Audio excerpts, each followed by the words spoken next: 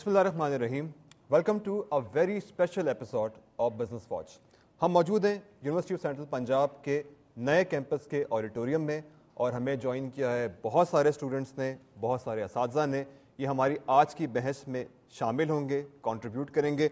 अपने पैनलिस्ट का भी आपसे तारुफ करवा दूं। हमारे साथ मौजूद हैं पैनलिस्ट के अंदर डॉक्टर ताहिर हिजाजी, आप इकोनॉमिस्ट हैं, रेक्टर हैं यूनिवर्सिटी ऑफ सेंट्रल पंजाब के।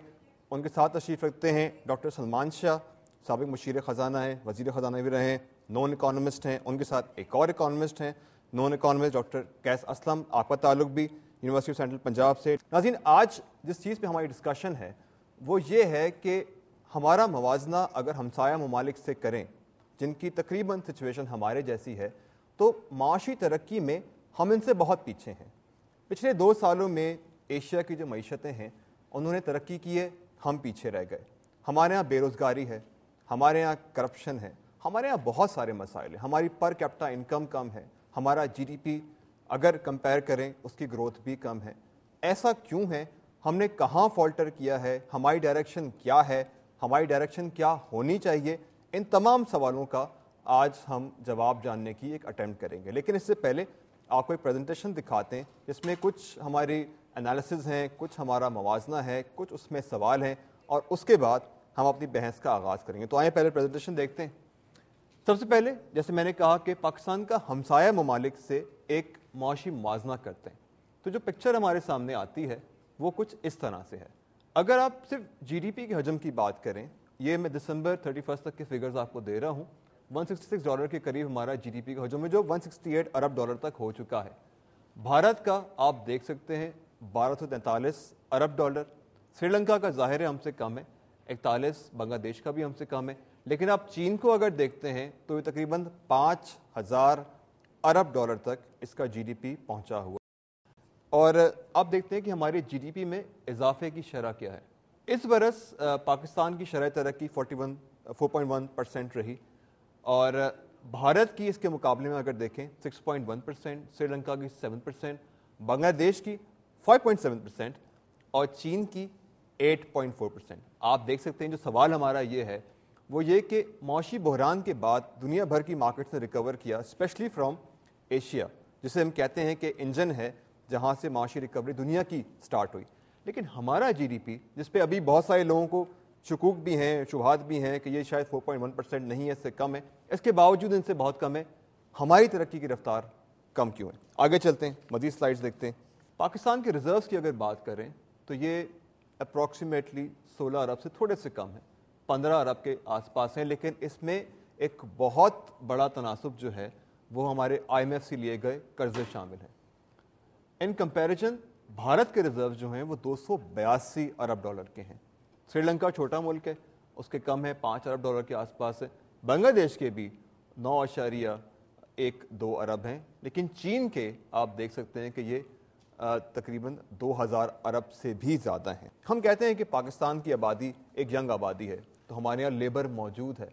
पाकिस्तान में वो लोग जो काम करने की इस्तात रखते हैं, यानी कि जो हमारी लेबर फोर्स है, वो 5 करोड़ 60 लाख के करीब है। भारत बहुत बड़ी आबादी है, इनकी 46 करोड़ 70 लाख है। श्रीलंका की भी 76 लाख है। बांग्लादेश की आबादी कंपैरेटिवली हमसे थोड़ी सी ज़्यादा है, तो उनकी लेबर फोर्स भी हमसे थोड़ी सी ज़्यादा है, जो 7 करोड़ 25 लाख है। चीन की 81 करोड़ 27 लाख है।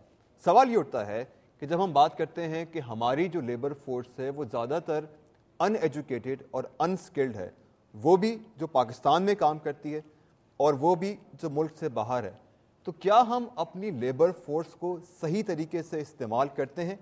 ये भी आज की डिस्कशन में एक सवाल होगा। मज़ीद स्लाइड्स देखते हैं।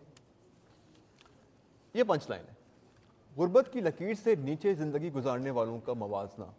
पाकिस्तान इस वक्त 24% पर है, भारत 25% पर है, श्रीलंका 23% पर है, बांग्लादेश में सबसे ज़्यादा गुर्बत इस खत्ते में 36% पर है।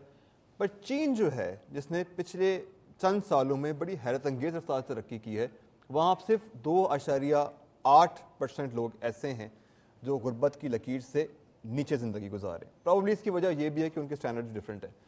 बेरोज़गारी की शरह, पाकिस्तान में हर 100 में से 15 अफराद बेरोज़गार हैं। ये बहुत अलार्मिंग फिगर है, इसलिए कहते ये हैं कि इंटरनेशनली अगर किसी मुल्क में अंदर 10% तक बेरोज़गारी हो तो वो एक जिसे कहना चाहिए कि एक माशी हिसाब से क्राइसिस का शिकार है। अगर खत्ते के ममालिक देखें, श्रीलंका में भी खासी हाई है, 7% है, बांग्लादेश में 2.5% है और चाइना में सिर्फ 4.3% है। तो श्रीलंका में 7% हायर साइड पर है, इंडिया में 9.5 है और हम 15% है। यानी कि सिर्फ इस फिगर को देख के हम कह सकते हैं कि we are having an economical crisis. अपने इंटरनल डेट की अगर बात करें तो जो पाकिस्तान के इकोनॉमिकल इम्बैलेंसेस हैं, जो बजट के हमारे खसारे हैं, उनको पूरा करने के लिए हम बाहर से भी कर्जे लेते हैं और इंटरनल डेट भी हम जो है कैरी कर रहे हैं। और पाकिस्तान के जो अंदरूनी कर्जे हैं वो इस वक्त जीडीपी का 45% है। इन कंपैरिजन अगर देखें तो तकरीबन यही सूरत हाल आपको और मुल्कों में भी नज़र आएगी।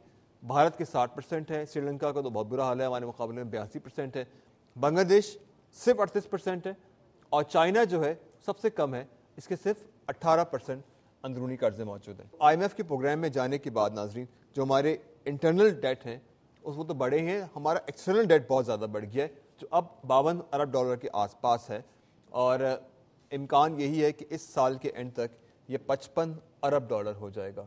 भारत का जो डेट है एक्सटर्नल वो 232 अरब है, श्रीलंका का $19 अरब है, बांग्लादेश का $23 अरब है और चाइना का $347 अरब डेट है। अगर करेंसियों की शरह तबादला के हवाले से बात करें तो पाकिस्तान की जो करेंसी है जो 2-2.5 साल पहले 60, 61, 62 के ऊपर ट्रेड करती थी अगेंस्ट डॉलर, इस वक्त हम 85-50 पर मौजूद है और भारत में ये सिचुएशन ये है कि 45 रुपये 60 पैसे भारतीय रुपए के मुकाबले में डॉलर फ़रोख्त होता है। श्रीलंका में 113 रुपये, बांग्लादेश के तकरीबन 70 रुपये और चाइना में 6.82 जुआन है। महंगाई के हवाले से बात करते हैं तो 12% हमारी महंगाई की इस वक्त शरह है और रहेगी, जो कि टारगेट है और सबका यही ख्याल है कि ये टारगेट अचीव करना खासा मुश्किल होगा।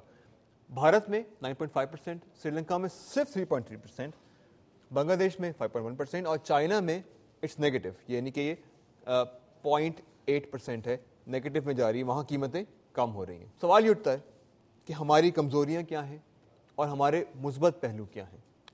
एक और सवाल, मईशत में अबतरी की वजूहात हम जानने की कोशिश करेंगे कि ये अबतरी क्यों है और इसकी वजूहात क्या हैं। फिर एक और सवाल है कि इस वक्त पाकिस्तान की माशी सूरत हाल है क्या। अब हम अपने पैनलिस्ट को और जो लोग यहाँ पर मौजूद हैं उनको गुफ्तगू में शरीक करते हैं। डॉक्टर ताहिर एजाजी, पहले मैं आपकी तरफ आऊँगा सर, और ये सवाल जो हमने उठे हैं इसमें बड़ा बुनियादी सवाल है और वो सवाल ये कि आखिर हमारा सबसे बड़ा मसला क्या है। क्या इज़ इट करप्शन, क्या ये गुर्बत है, क्या ये महंगाई है, क्या ये हमारे कर्ज़े हैं अंदरूनी बैरूनी सारे, क्या प्रॉब्लम ये है कि हमारे हुक्मरानों की नीयत जो है इस मुल्क को ठीक करने की नहीं है, या शायद हमारे अंदर भी फॉल्ट है, हमारे यहाँ तालीम की कमी है, लेबर नहीं है। अगर मैं आपसे कहूँ कि पिन पॉइंट करें तो आप किन मसाइल को सरफहरिस्त रखेंगे? सबसे पहले तो आप ये चीज़ आया है अनीस साहब के आप भारत का जब मुआवजा पाकिस्तान से करते हैं तो भारत का 1947 के बाद से अब तक एक जमहूरी निज़ाम चल रहा है। ठीक, हर चंद सालों बाद 5 साल बाद इलेक्शन होते हैं, हुकूमत को लोग इलेक्ट करते हैं, जबकि पाकिस्तान में जमहूरियत का पहिया कभी चला ही नहीं, या चला तो कुछ अरसे के बाद उसको रोक दिया गया। तो ये एक बहुत बुनियादी चीज़ है, क्योंकि वक्तन फ़वक्तन आने वाली हुकूमतें जो थीं उनके पास जो प्रोग्राम थे वो हमेशा शॉर्ट टर्म रहे हैं। फौज की हुकूमत भी आई है तो वो श्योर नहीं थी कि वो कितने अरसे तक रहेगी, कोई भी श्योर नहीं होता, तो वो शॉर्ट टर्म की पॉलिसी के ऊपर फोकस करती रही है, लॉन्ग टर्म नहीं करती रही। ठीक, अगर आप चाइना को देखें तो चाइना की आप तरक्की की जो फिगर्स आप बता रहे थे, अब चाइना में एक अरसे तक उन्होंने लेजिस्लेशन लेवल पे काम किया, 5-6 साल तक। वो मुझे अच्छी तरीके से याद है कि वो हर चीज़ के कानून बना रहे थे कि हम किस तरीके से लॉन्ग रन में क्या प्रॉब्लम्स हमें आ सकते हैं। हमारे पास कभी इकोनॉमी में ऐसा कोई वक्त नहीं था कि हम लॉन्ग टर्म के बारे में सोच रहे होते। इवन टुडे हुकूमत है तो रोज़ हम कहते हैं कि जी आज गई कल गई एंड सो ऑन, फौज आ जाएगी। डॉक्टर सलमान शाह, आपकी तरफ आता हूँ। डॉक्टर साहब, अभी कुछ चीज़ों पर डॉक्टर ताहिर एजाजी ने इशारा किया। अगर यही सवाल मैं आपसे पूछूं, बुनियादी मसला, जड़